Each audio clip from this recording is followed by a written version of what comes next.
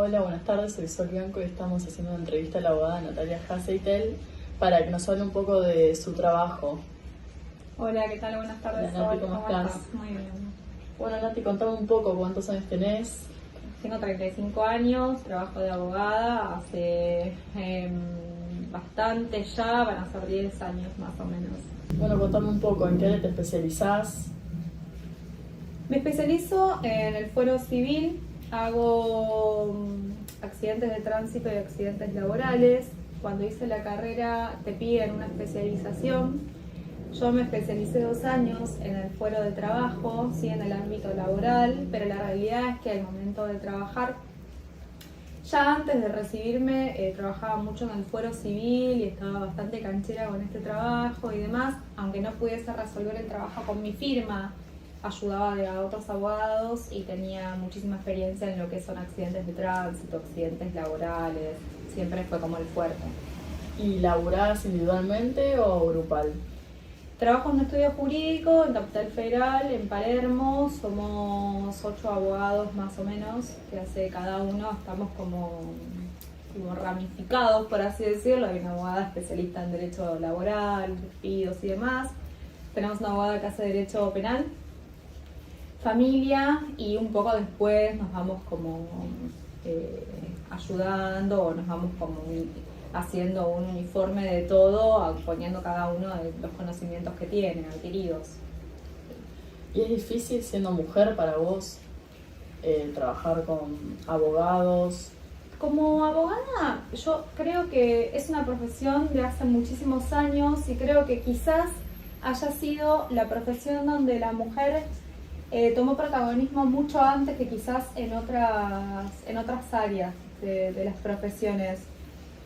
No me resulta complejo, realmente en el estudio tengo más compañeras abogadas que abogados, y a la hora de ir a tribunales y estar en la calle que te encontrás con un abogado, no encuentro mucho la complejidad esta ni del machismo y demás. Y de hecho, tanto en la parte judicial, cuando vos vas a algún tribunal, hay muchas mujeres atendiendo, hay muchas mujeres juezas, prosecretarias.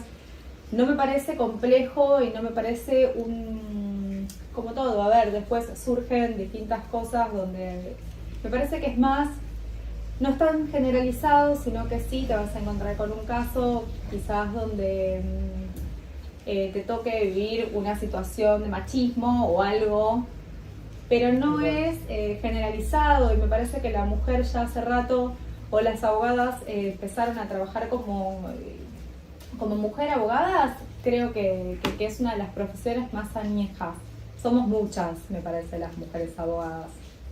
Me parece brillante también que así Hermoso. sea, ¿no? Porque la realidad después hay otros ámbitos donde la mujer ni siquiera todavía. Tengo una clienta que es colectivera. Sí. Es ella es clienta del estudio hace muchísimos años y le hicimos muchísimas cosas más allá de los accidentes de tránsito que sufrió y las cuestiones laborales.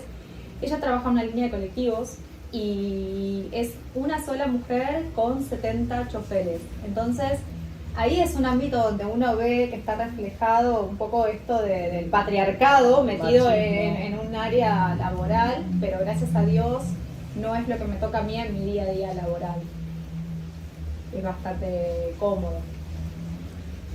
Bueno, vamos a hablar un poco de los accidentes automovilísticos. ¿Cuál es tu rol como abogada en ese caso?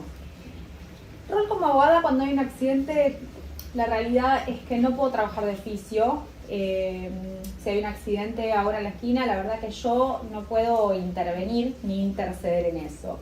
Sí, si la persona te pide el asesoramiento o te pide una ayuda determinada, ahí sí comienza mi rol. Primero es una base de asesoramiento básicamente, y después empieza como la parte donde uno empieza a interactuar en el reclamo en sí mismo. Cuando mis clientes tienen un accidente de tránsito, la mayoría ya en el momento del accidente se contactan conmigo y me dicen: Doc, tengo un accidente, estoy en autopista o estoy en tal calle, tuve un accidente. Lo primero que les pido a ellos es que constaten la documentación de la otra parte. siempre la credencial del seguro de la otra parte es importante y verificar en esa credencial si tiene una cobertura, si está al día.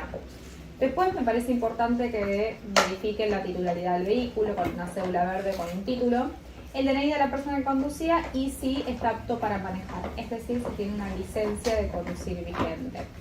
Lo que puede ocurrir en el caso de que la persona que esté conduciendo el vehículo y que haya chocado es que no sea la misma que figura como titular del auto.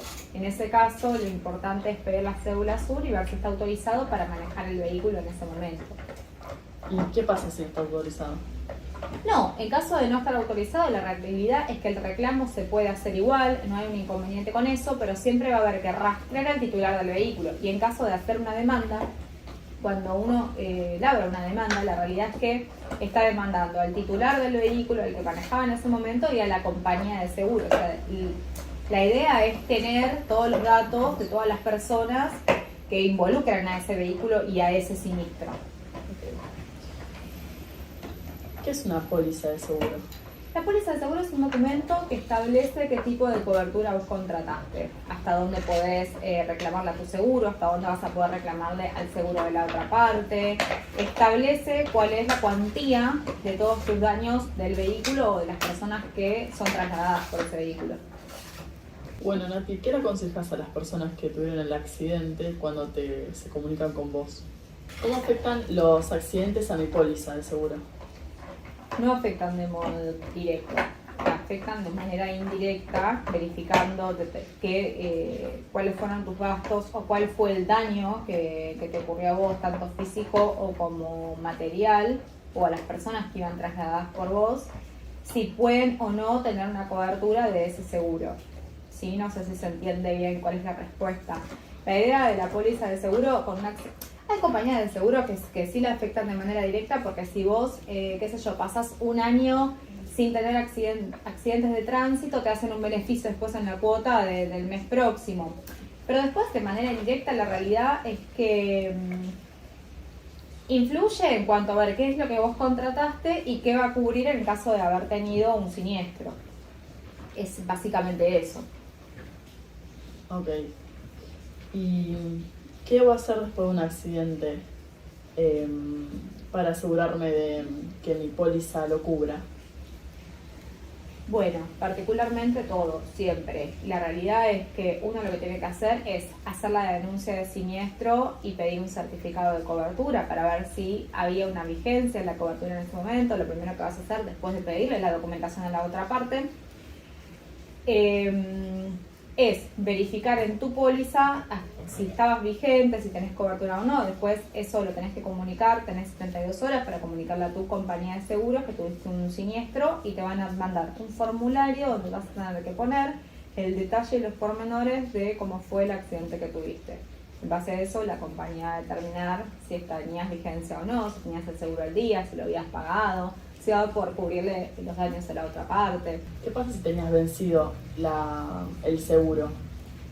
Bueno, ahí tenés un problema un poquito superior, digamos, porque si la otra persona inicia el reclamo hacia tu parte y vos lo tenés vencido, claramente a tu compañía no le va a cubrir los riesgos y los gastos a la otra parte, y ahí puede que te citen mediante una carta de documento a vos, pueden que te pidan y te reclamen a vos la reparación de esos daños, ¿sí? Es muy importante esto, yo siempre le digo a mis clientes, el seguro es importantísimo tenerlo, no solo vigente, sino pago, ¿sí? Que se cumplimente el pago, porque una cosa es haber dañado en un choque la chapa y pintura de otro vehículo, que es un poco de plata, que quizás hasta podés acordar pagarlo en cuotas. El tema es el fallecimiento de una persona cuando no hay manera de pagar el valor del daño causado con el rodado, ya sea, no sé, un camión, un colectivo, una moto, un auto. Cuando la afectación es tan grande como en un fallecimiento, o hay personas que tienen un padecimiento físico muy grande, como quedar hemipléjico, o en una situación donde ya no pueden trabajar nunca más en la vida y no puedan valerse ni siquiera por sí solos. Entonces ahí la realidad es que, imagínate si no tenés seguro y tenés que salir a afrontar el gasto que es cubrirle a una persona todo ese daño físico o el daño que es irreparable, porque la realidad emocional, el lucro cesante que no va a poder trabajar ni percibir nunca más en la vida, porque quizás el trabajo que hacía, no sé, era carpintero y el tipo se quedó paralítico y en el mejor de los casos va a poder hacer algo y en el peor de los casos no va a poder desarrollar su actividad. Entonces, son millones y millones y millones de reparación. Es esto. Y en paralelo a lo civil hay una causa penal, ¿no? Hay una causa penal que a la hora de ir a pedir un trabajo, si tenés antecedentes penales, ya ese trabajo no te lo dan. Entonces, es importante, y esto es algo que yo siempre lo hablo y sobre todo lo hablo con las personas que me rodean, que quizás ya ni siquiera es un asesoramiento legal, sino que es un consejo que uno le da a la persona que quiere y que lo rodea y que es parte de su familia. Bueno, no sé, si te vas al cumpleaños de fulanito, no te tomes 2 vasos de vino, tómate uno, porque por la causa penal, porque a ver, capaz que vos vas manejando sobrio, se te cruza alguien en moto que va súper rápido y tuviste el siniestro y esa persona fallece o no, pero si vos no tenés una gota de sangre, alcohol en sangre, la realidad es que van a tener una causa penal, más si la otra persona fallece, pero el procesamiento tuyo va a ser si tenés el alcohol en sangre. Entonces, tanto al cliente como al no cliente siempre es esto, es algo que intento hablar, no sé, en las comidas con mi familia, con las personas que manejan en mi familia, siempre, bueno, no sé, si vas a manejar, te tomás un vaso de algo, después tomas agua, me parece súper importante, más que nada por el procesamiento y más que nada por lo que uno... A ver, la realidad es que los reflejos de una persona con alcohol en sangre o alguna estupefaciente no son los mismos que una persona sobria. No digo que a una persona sobria no le va a pasar un accidente de tránsito, digo que el resultado de eso es otro. ¿Entendés? El resultado de una persona matando a otra manejando, siendo sobrio es uno, y el resultado de esa persona matando a alguien, estando alcoholizado o con algún estupefaciente, es otro. ¿Qué tipo de gastos médicos y de rehabilitación están cubiertos por...? Dependiendo siempre de la póliza que contratás. Si contratás un todo riesgo, lo más factible es que te cubran todo, y si contratás un tercero, ya vas a tener que iniciar un reclamo por mediación extrajudicial o en etapa judicial también, para que te cubran gastos médicos y demás. Bien. ¿Y es posible tener una indemnización por daños y prejuicios? Sí, claro. Sí. De eso se basa mi trabajo, ¿no? La verdad que mis clientes, cuando tienen un accidente de tránsito, yo siempre intento elegir la etapa de mediación, porque se puede resolver quizás dependiendo de la compañía, pero se puede resolver en 2 meses o en 6, y mi cliente se va con una indemnización. Generalmente mis clientes son personas laburantes que trabajan, no sé, de motomandado con las motos, o que son remiseros y están todo el día arriba del vehículo y por eso tienen los accidentes.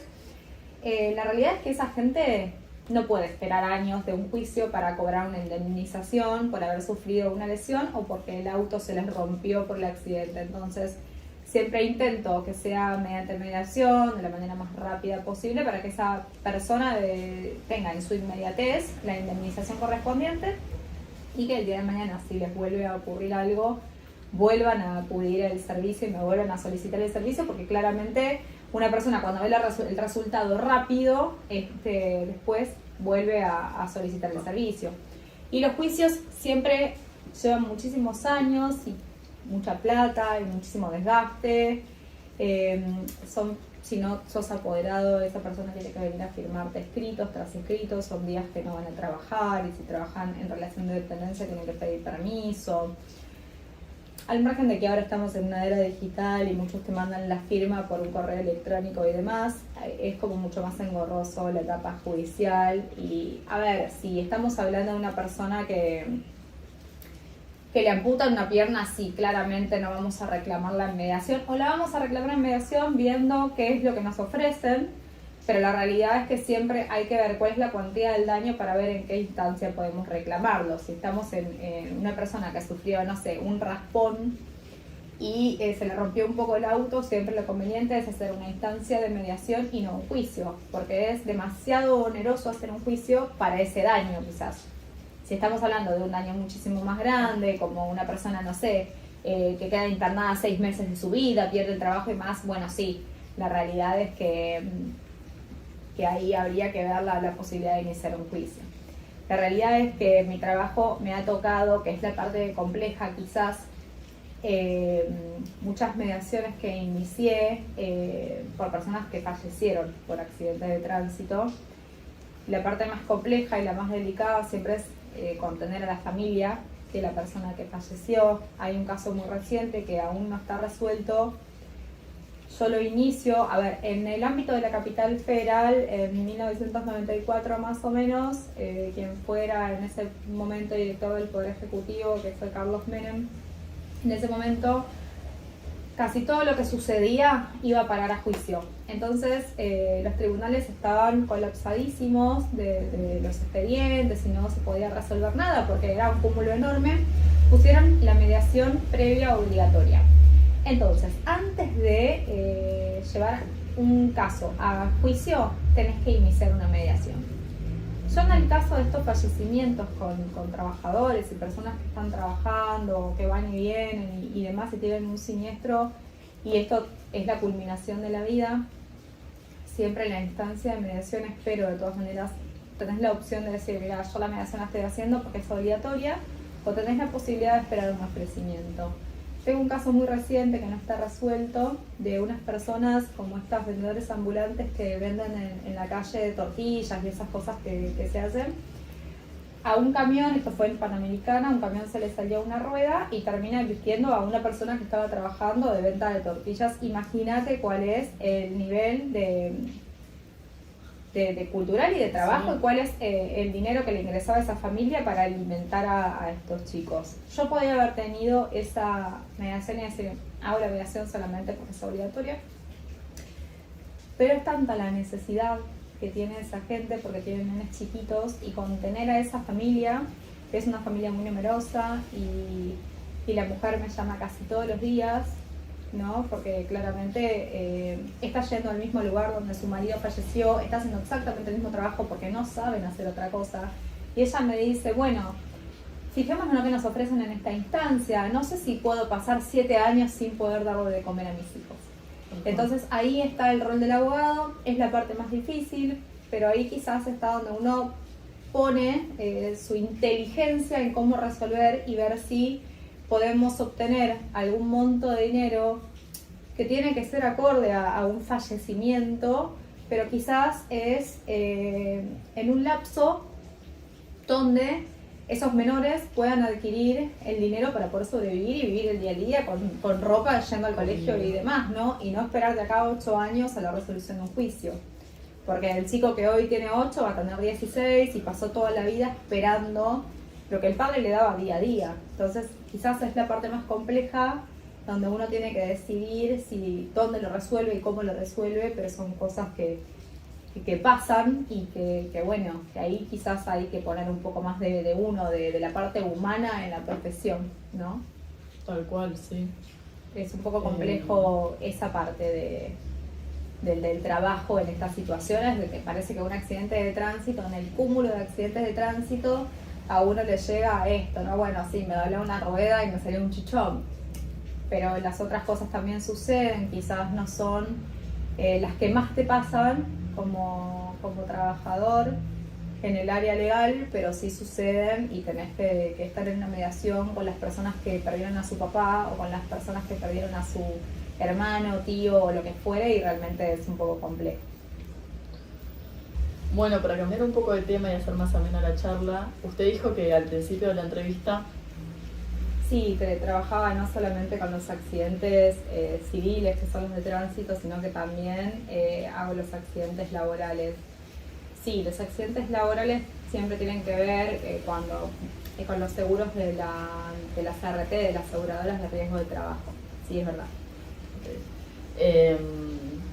¿Es el procedimiento similar? No, el procedimiento es bastante disímil, son 2 fueros distintos y son procedimientos, de hecho, los accidentes de trabajo también son distintos los procedimientos si ocurre en provincia o en el ámbito de la capital federal. ¿Cómo es el procedimiento en laboralmente o en un accidente de tránsito? El procedimiento es distinto, siendo que en el accidente de tránsito, en el fuero civil, viene tu cliente, te cuenta lo que le sucedió, le pedís la documentación y pedís la mediación para empezar a resolverlo. En cambio, en el fuero laboral lo que sucede es que tenés que pedirle a la aseguradora de riesgos de trabajo un turno médico para evaluar a tu cliente, que es un trabajador que sufrió un accidente en el ámbito laboral. También el accidente puede haber ocurrido yendo o viniendo, eso se llama in itinere, del trabajo a la casa, ¿no? En esos casos hay que probar que la persona no se haya desviado del trayecto, ¿no? Que sea su camino habitual desde la casa a su trabajo sin haberse desviado en el medio. Tenemos 3 eximentes de esta desviación, que no vamos a entrar en esto porque es un montón de hablar ya de dar una cátedra de derecho laboral. Pero la persona, mi cliente, lo que pudo haber sufrido es un accidente yendo o viniendo de trabajo o adentro del establecimiento donde trabaja. Entonces, al haber sufrido ese accidente, uno lo que pide es una revisión médica. Lo revisan desde el punto de vista físico y le establecen un porcentaje de incapacidad en base a lo que él sufrió. Ese porcentaje de incapacidad ellos lo vuelcan en un informe médico y lo pasan a los abogados de la ART, ¿sí? de la compañía de seguros del trabajo. Esos abogados hacen una evaluación, que es una fórmula en base a la edad que tiene el trabajador y lo que cobra, cuál es su sueldo y ese porcentaje de incapacidad. Y nos hacen un ofrecimiento económico. Esto se hace todo por la página de AFIP, hay que tener una clave fiscal y demás. Si a nosotros nos parece que el monto ofrecido es loable con lo que le sucedió al trabajador, se homologa el convenio y se cierra. Y lo que nos puede pasar es que consideremos que no se están ofreciendo nada y el trabajador me diga, no, yo esto la verdad que no, quiero ir a juicio porque yo sufrí determinados gastos, estuve tanto tiempo sin trabajar, y ahí se inicia la demanda en el fuero laboral sobre ese accidente para que la reparación sea distinta, digamos, no superior. ¿Y qué es el ART? La ART es, y como las iniciales lo dicen, aseguradoras de riesgos de trabajo. No dejan de ser una compañía de seguros que lo que hacen es brindarle un seguro al trabajador en caso de que le ocurra un accidente adentro del establecimiento donde trabaja, sino que también lo que hace es ir de manera periódica a ese establecimiento y verificar que el empleador le esté suministrando al trabajador los elementos necesarios para el trabajo que realiza. Por ejemplo, hay trabajadores que trabajan con plomo, por así decirlo, como un ejemplo burdo, necesitan una máscara, necesitan determinados guantes para poder trabajar con ese plomo, o elementos también de higiene para después, para la casa, que son unos cepillitos muy especiales para sacar todo eso de la piel en caso de que quede. Lo que hace la RT es verificar que el empleador le esté suministrando eso para su labor y que no sea de manera que no esté en riesgo el trabajador cuando está trabajando, no sé, sin la máscara o sin los guantes, y que no sea insalubre el trabajo que hace, que pueda no pueda dañarlo en su ámbito de la vida, ¿no? Eso básicamente es lo que hace la compañía de seguros desde el punto de vista laboral. Ok, y en un caso de que el trabajador sufra un accidente yendo y viniendo de su casa a su trabajo o su viceversa, ¿no podría reclamarse con un accidente al seguro del auto, moto, colectivo o camión? Bueno, acá pasa lo siguiente. Acá tenemos al mismo trabajador que sufre el mismo hecho y hay dos compañías de seguro. La del trabajo, que cubre el itinere, se esté yendo y viniendo del trabajo a la casa, y también tenemos la compañía de seguro del vehículo que lo chocó, ¿sí?